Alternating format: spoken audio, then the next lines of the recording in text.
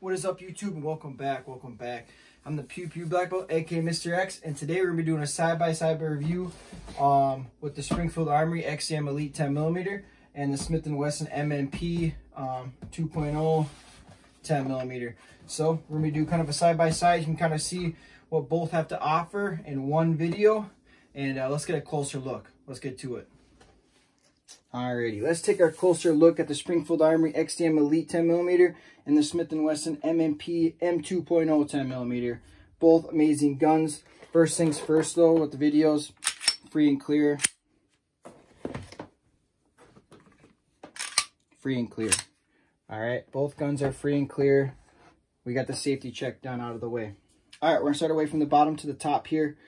The Smith & Wesson, you're going to get 4 different adjustable back straps with this gun versus the Springfield Armory XDM Elite. Only has 3 adjustable ones. One on the gun, one on the gun. This one has 3 extras. And the big difference too with these adjustable back straps is that the Springfield Armory XDM Elite is only adjusting this way, out. So whether or not it pushes your hand in or out of the gun. Versus the Smith & Wesson, it's adjusting outside and it's adjusting the thickness on this part of the grip too. So that way it'll fit in your hand and fill those gaps and holes a little better. I've always admired that Smith & Wesson did that. So you're going to also get depth here with your grip changes, and you're going to get depth here with your grip changes when you're changing with the Smith & Wesson back straps versus the Springfield Armory. Like I said, you're only adjusting the depth here.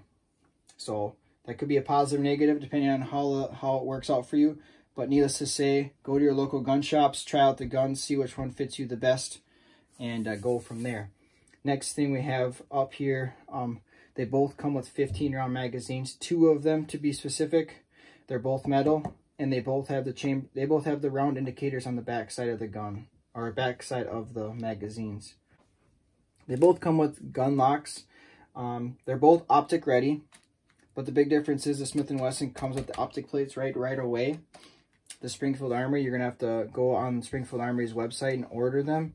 And I understand the concept of that, to try to save money with optic plates, not put them in every single gun, but it is kind of a convenience thing, which makes it kind of annoying. But any of you that are watching this video, if you've actually gone through the process of ordering those, please leave a comment down below. So anyone that's interested, please let me know how long it took you, the process, everything about it, getting the optic plates. I just really greatly appreciate it. So throw a comment down below on how that went for you. But because the optic plates came with the Smith & Wesson, I did throw this Ride-On optic on here. Smith & Wesson right now, it is a Ride-On X3 Tactics PRD. Veteran-owned company, very nice optic. These are kind of more budget-friendly, but these are very nice, high-quality optics. I do have a video of me mounting this optic on here, so if you're interested in go check out that video, there's more in-depth review with the red dot with that. And also I do have a full review on this gun and a full review on the Springfield Armory by itself. Today we're just kind of brushing up some of the big differences. Been super impressed with it so far, which you'll see here a little later. We're going to take this out to the range and shoot both these guns together. So take a closer look here. So what you're going to get with the Smith & Wesson that you're not going to get with the Springfield Armory, the aggressive grip texturing. You're going to get aggressive grip texturing here. Compared to the Springfield Armory, it's more of a smoother texture. If you can hear that, the grip, smooth. It does have these little ridges, so if you are wearing like some gloves, your gloves are going to catch in those ridges, and it shouldn't really move around too much. The Springfield Armory has a flared magwell, kind of like competition guns, as the Smith & Wesson does not have a flared magwell. For carrying in the woods, conceal and carry, if you're concealing it, that kind of matters. If you're not concealing it, it really doesn't matter too much, because you're only worried about printing then at that point if you're concealing it. So if you're not going to really conceal and carry your 10mm, it doesn't really matter too much if you have the flared magwell or not. These ones do have the nice base plates that kind of stick out a little farther, as you can see. So that's kind of nice. But if you take the flared magwell off, then you're going to want to put these little skinnier base plates on those magazines. You do have the firing pin indicator here on the Springfield Armory, as the Smith & Wesson M&P does not have the firing pin indicator. A really big negative that I don't like about the Springfield Armory, right there. You see that huge gap, huge hole here, this huge void? Why? Why did they do that? Like, engineers, like, come on now. Like, that's, you don't want stuff falling inside of your gun. Like, that's a huge hole. Some big debris can fall inside of your gun there and cause you to have issues, performance issues down the road. I mean, your gun sits literally like this in your holster. That's just a big valley for stuff to fall in there. And I can see that being a huge issue. And leave a comment down below. I guarantee there's people that have experienced it, and that's probably why a lot of people actually hate Springfield Armory. That's a huge, big no-no there. You can see the Smith & Wesson, very nice, tighter. There's a little bit of a hole there, but that's not nearly as big as that one. That is unacceptable to have that huge gap there. I mean, this gun's gonna be seeing the elements. I mean, this is a 10mm. You're planning on carrying it in the woods for defense. You cannot have a huge valley like that, especially when the gun's gonna be sitting like this. Stuff's just gonna fall in there. Hiking through the woods, it's almost a good enough reason just to get rid of this gun because of that right there. Maybe they make different plates so you can make that a little tighter, because I wouldn't want to carry this gun with that plate there. So if anyone has experienced that option too, have you gotten different plates on the back of your Springfield Armory to tighten up that gap there? Because that's unacceptable. Leave a comment down below. Serrations on the gun. These are nice. They're not super crazy aggressive. I feel like a lot of guys this day and age, they like the aggressive grip, especially on slides for press checking and just being able to get a hold of the grip. As soon as you put an optic on them though, you can just kind of grab the optic too, so it makes it a little easier. Both these guns you can do one-handed racking if you don't have an optic on them. This one has a suppressor high sights on them, so you can like rack it up against something if you need to do one-handed racking.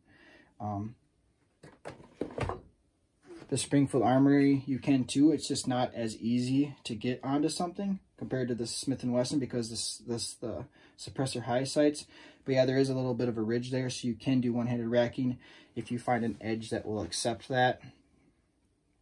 This one does have the chamber indicator, so you can see that. Smith & Wesson's is more of like a hole. Each one is good. This one you can't really feel, like you can't feel it. You can't feel that there's something in there, versus this design, you can put your hand over the top and you'll notice, you can feel, yep, I know that there's something in the chamber because it's raised up, versus like the Smith & Wesson, you have to visually see it. This one you can visually see and feel, so there is kind of a plus to that. The irons on the Springfield Armory, I kind of like a little more right out of the gate. Like if you're just going to run irons, that design I kind of like. This little horseshoe or like U-shaped rear, and then the nice fiber optic in the front. I do like that iron setup. The 3-dot white, nothing wrong with that. Like I said, I like that one a little better. Most of us get used to the 3-dot because it's one of the most popular irons out there for design. I mean, it's old school.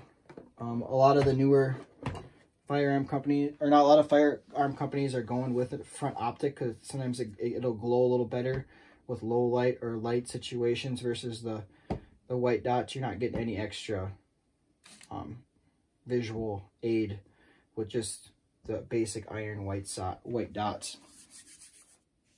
Alrighty, when we talk about some more key features here, the triggers. I feel like the Springfield Armory's trigger is something to talk about. It's very, very nice. I'm going to try to show you guys. Oh, like I said before, can never be free and clear too many times. We're free and clear. But the trigger is a little smoother than the Smith & Wesson. See how smooth it is? You find the firing pin wall, and there's a firing pin indicator right here on the back side of the gun. Nice crisp break. Resets really nice. And when you do it, it doesn't throw your finger forward. You reset and you get on the firing pin wall immediately, compared to the Smith & Wesson, on the other hand, does not have a firing pin indicator. will show the gun's free and clear. But it's kind of gritty, if you can kind of hear that kind of grit, a little noisy. The brake, they both have about the same pound trigger, 3 to 4 pound reset. And then there you are again on the firing pin wall. Not too bad. Every once in a while I do find myself, the Smith & Wesson, sometimes it'll throw your finger forward just a little more because it has more of an aggressive reset. So my finger, I noticed, might come forward a little more like that. You can kind of see. And there's like this like weird like little. And but yeah, not a super big deal. They're both really nice triggers, both flat face. I just like the Springfield Armory trigger just a little bit more. Guns, can't go wrong. I recommend you go to your local gun shop, try them out. Try out the Glocks, try out the SIG. The SIG's gonna be a little more expensive. The SIG X10 that they just came out with, compared to the Glock and the Springfield Armory and the Smith & Wesson. These are both around that 600 price range. All great guns. Go test them out, see what you like. If you like this video, please give me that thumbs up. Like and subscribe for see future and current content that I have out already. Like I said, there's reviews on both these guns already. But otherwise, I'm going to go take both these guns out to the range right now. And we're going to do some shooting. So let's get to it. We're going to be shooting some defense, dynamic defense, and some blazers, full metal jackets. So, alrighty, let's get to it.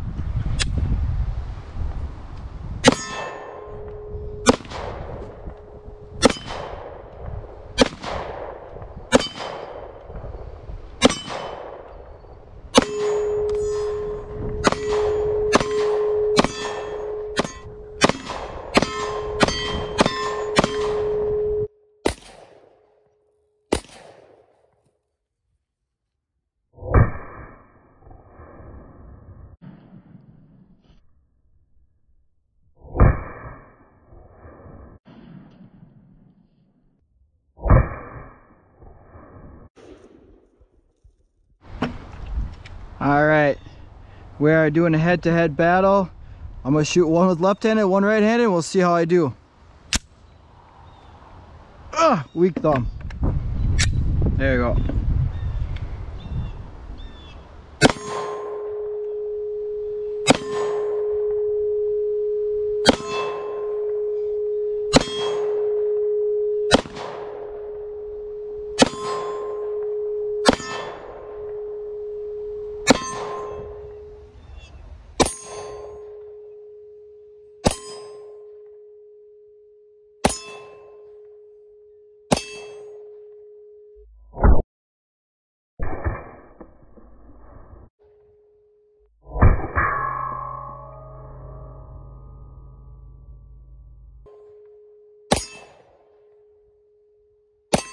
All right, well, that was fun.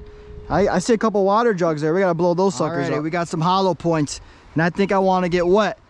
It's a little hot out today, so let's get wet.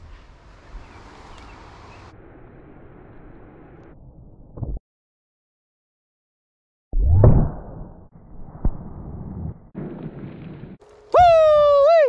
That was fun. That was fun. I am drenched. Round two. We got the hollow points loaded up. I pushed play over there on that camera. Let's get wet. It's a little hot out today, so let's get wet. This is a Pew Pew Man's kind of sprinkler.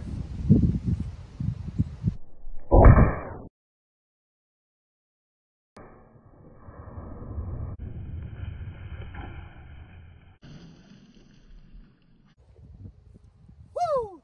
Woo! I got a little more soaked on that one. Yeah, buddy. Needless to say, both these 10mm are badass.